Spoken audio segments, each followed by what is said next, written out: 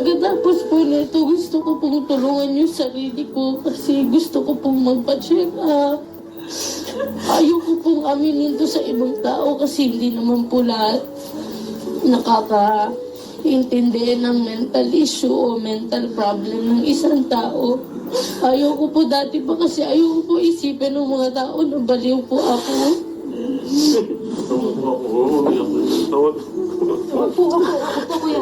Ako. Dito kasi po, Diyos.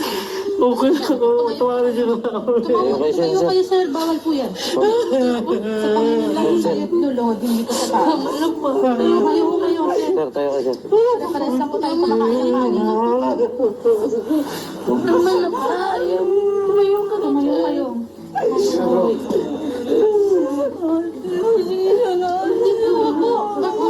kayo, tayo. Tayo, huwag kayo lulod. Wag po. Yan po. Mas maiinis po kami sa inyo pag luluhod kayo. Kasi po sa mananamba rin po ako sa Panginoon. Kaya hanggat nangyari sa Panginoon lang po tayong luluhod.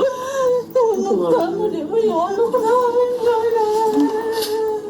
Baka ito na rin po yung parang paggamot ng anak namin. Una kasi si ma'am, sana bago nyo ginawa yung pagpo-post, siyempre kumalit kasi ma'am talaga eh. Sana iniisip nyo yung magiging consequences nun ma'am. Yung cyber libel ma'am, hindi ganun kagaan na